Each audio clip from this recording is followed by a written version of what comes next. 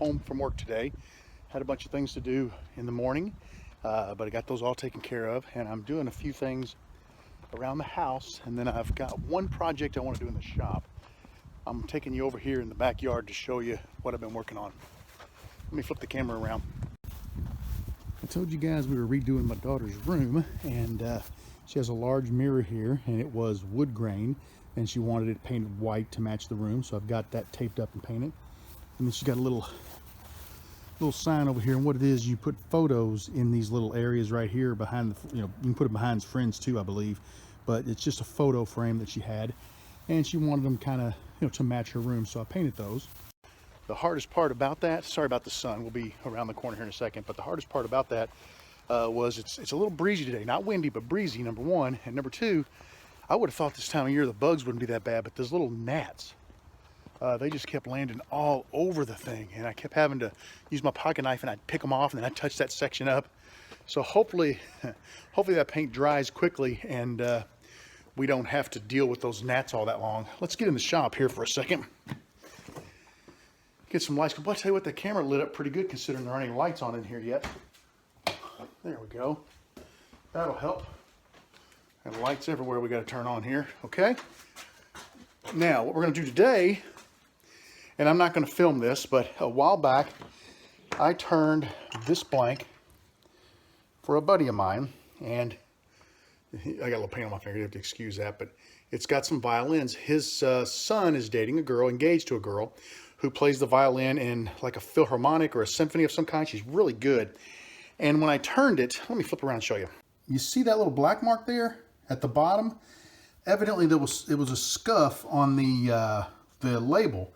So Mike DeWalter said, no problem, I'll just make you another one. And he turned me another one, he made me another one. And this one looks great. I don't see any marks on it. I love it. That's one of those accidental things that can happen. The Lord only knows where it came from. Laid it on the workbench. It could have happened. Who knows? It doesn't really matter. But this one here is awesome. And I'm going to go ahead and get the ends of it squared up. You can see I got to square it down to the tube on each end. And we'll get this on the lathe. And I'm going to attempt to use my new tool. I got to find it first. Oh, there it is. I see it now. But we're going to attempt to use the new tool that was sent to me by Eddie Stipe and Tommy Stridham. And I'm going to attempt to turn this. I won't be filming it, but I will come back and show you my results, and I may show a couple of shots along the way. I'll keep you guys posted. Promised you guys I would show you how it's going. I just got done over at the sander, squaring both ends. It's perfect. Getting ready to take it to the lathe. I think what I'm going to do is I'm going to use my old tool, and I'll show you the tools here in a second, to square it a little bit, and then I'll come in and use the new tool because I haven't learned to sharpen that new tool yet. And even though it's going to be similar, I don't want to knock the edge off that blade too quickly, truing something up. So, and I don't even know that that'll be an issue because that's some pretty darn hard steel. But yeah, we're going to work on that. And actually, I see there's just a smidgen of resin in that end of the blank. I probably will hit that with a file real quick and get that out of there. And then we'll go to the lathe. So I'll keep you guys posted. I mentioned that I would show you my tools. Now, this is my normal skew. It's a Robert Sorby. I believe is it 3/4 inch? Yeah, 3/4 inch. This is a 1-inch skew from, look at the difference in the handle. And look at this. Let me show you something. Take a look at the thickness of this skew. And take a look at the thickness of this one. Oh my God, that thing will stand up to a tank. I can't wait to use it. I am really nervous about using it, but just take a look at the difference in those tools. Is that amazing? All right, I'm going to get over to the lathe, and I'm going to go ahead, as I mentioned earlier, we're going to true it up with Old Faithful here. I still love this skew. This has been a great skew. It is a Robert Sorby. They are a tiny bit pricey, but you know what? Overall, with what you get, the quality of steel and the tool, this is really not a bad tool. So if you're looking for a good tool that's not super expensive, like this right here, I know was not inexpensive at all. This is, to me, this is top of the line tool right here. This is one step below, but it is an incredible tool. So don't discount the Robert Sorby. They are nice. Let me get over to the lathe and get this thing trued up, and I'll show you what it looks like. Here's a quick peek at the blank. I've already started sanding it. I jumped right in and started doing that before I thought to come back and show it to you. I've got a nice fit at my bushings. I've got a nice smooth surface. I'm really happy with how it looks.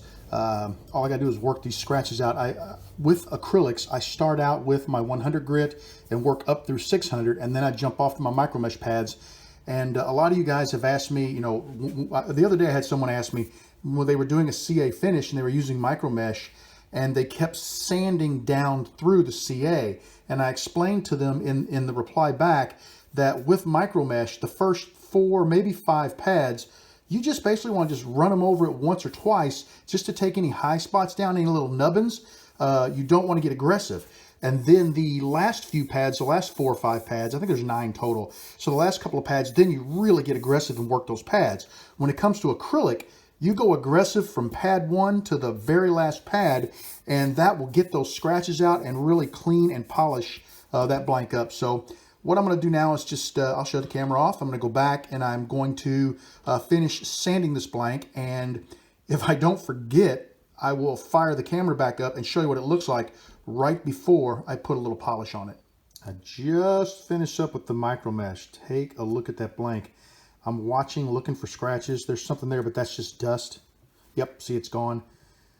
I think it's leftover slurry, so when I buff it, you know, that leftover slurry will come right off.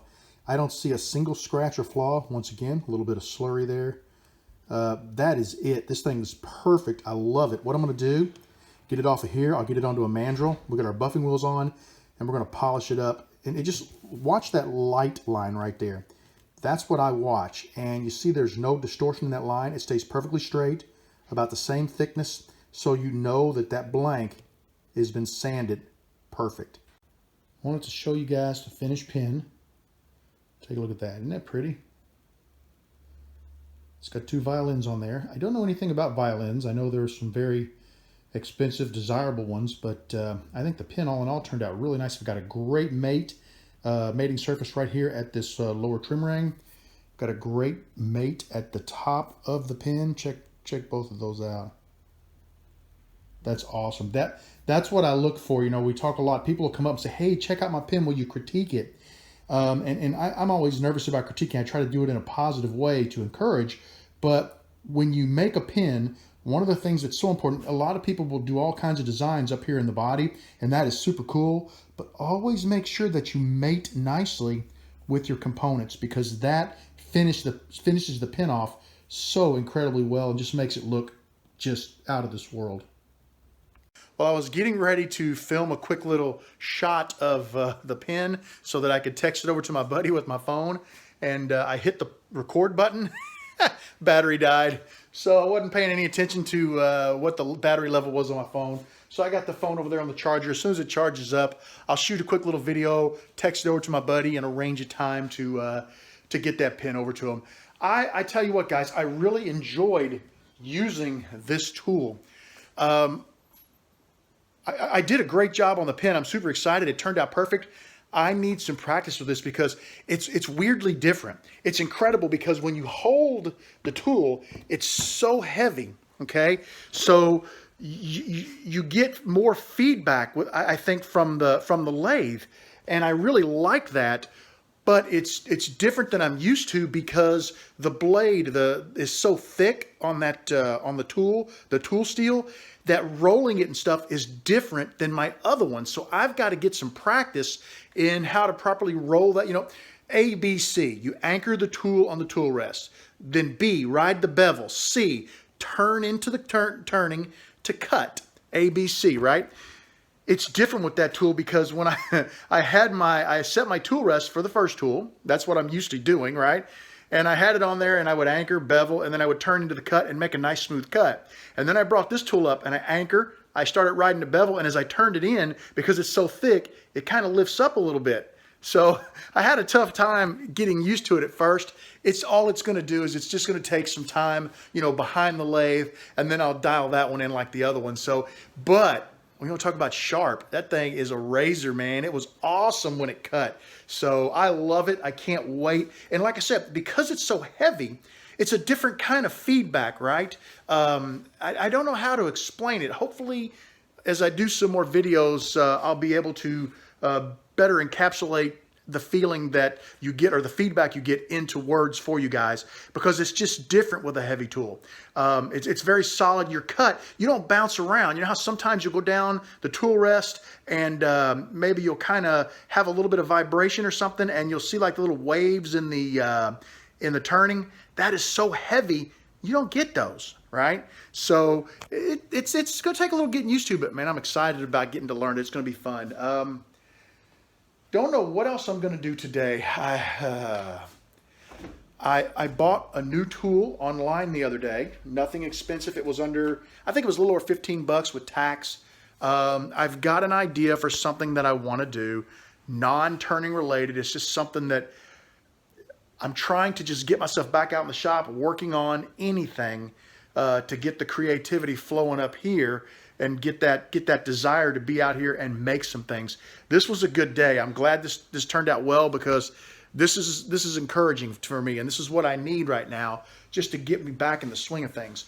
Don't know what I'm going to do going forward just yet, but you know, we're starting to work back to the shop. You'll start seeing some videos from me before long, and I'm sure of that, because I'm starting to get the itch. I just haven't got the desire to do that one specific thing. So the other day when I got this idea, and talking to a buddy at work, I got this idea and I thought, I'm going to try this. And I looked at the tools.